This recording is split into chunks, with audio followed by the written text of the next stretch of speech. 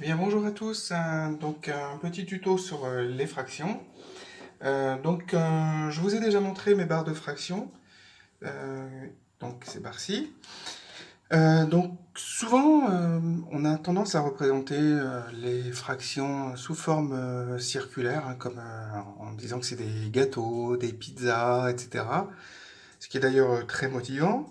Mais il faut savoir qu'on peut représenter les fractions d'une autre façon, donc sous forme de barres notamment.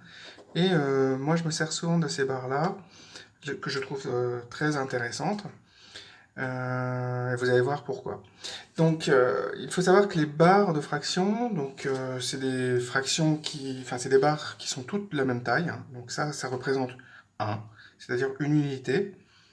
On peut l'avoir en écriture décimale. Donc 1, c'est égal à 1,0.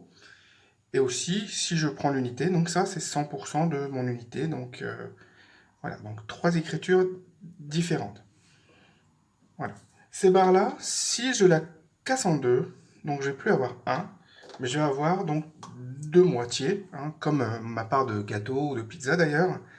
Et si je la casse, je vais obtenir donc deux fois 0,5, mais surtout ce qui nous intéresse les fractions, donc deux fois un demi. C'est-à-dire que si je mets un demi plus un demi, je vais obtenir forcément un, donc une unité. On peut les mettre côte à côte, on voit que c'est bien la même chose. Alors, ces barres de fraction, elles sont déclinées en plusieurs tailles. Donc, on a des quarts. Avant, d'ailleurs, on a même les tiers. Voilà, pour les mettre dans l'ordre. On va avoir les cinquièmes, les sixièmes. On se rend compte que plus la fraction, le dénominateur de la fraction va être élevé, c'est-à-dire là, 6, comparé à 1, plus le morceau sera petit, puisqu'on la coupe en plus de morceaux possibles. On pourrait avoir 7, mais on a 8, donc on aurait 7 entre deux normalement, mais là, elle n'existe pas, en barre en tout cas. On passe aussi au dixième, et si on coupe en 12, on a des douzièmes. Donc voilà. Mais on se rend compte que finalement, notre unité, qu'elle reste entière ou qu'on la coupe en 12, ça reste la même chose, ça reste la même taille. Comme ma part de pizza ou mon gâteau, si je coupe un gâteau en un, je le laisse entier. Si je le coupe en 2 ou je le coupe en 12, une fois que je réunis tous les morceaux, ça revient toujours à la même chose.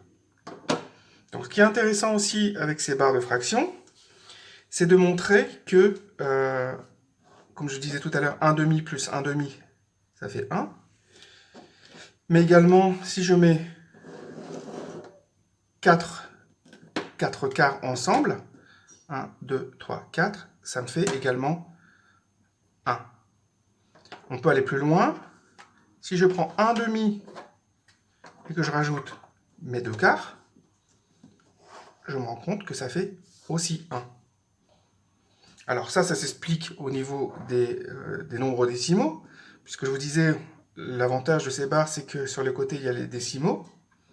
On se rend compte que 1 demi, c'est aussi, quand je prends l'unité de 1, on est bien entendu, donc c'est égal à 0,5, et les quarts, c'est égal à 0,25. Et si je fais 0,5 plus 0,25 plus 0,25, ça va bien me donner 1. Voilà. Donc on peut faire cette manipulation avec plusieurs combinaisons, hein. Je veux dire, on peut faire très bien prendre des huitièmes par exemple, mettre un quart plus un quart plus un huitième plus un huitième plus un huitième plus un huitième, ça me donnera 1. Si je vérifie au niveau décimal, 0,25 plus 0,25, ça fait donc 0,5. Et si j'additionne 0,125 plus 0,125 plus 0,125 plus 0,125, j'additionne le tout, je vais bien retrouver mon 1.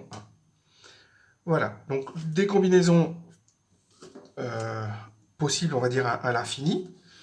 Et si je veux aller au-delà de 1, eh ben, je vais dire que si je prends par exemple 1 plus un demi, voilà, on voit bien que c'est plus grand maintenant, et ben je vais avoir 1 plus 0,5, c'est-à-dire 1,5. Voilà. Alors j'espère que ces petites barres vous ont appris un petit peu la relation entre les fractions et les décimaux.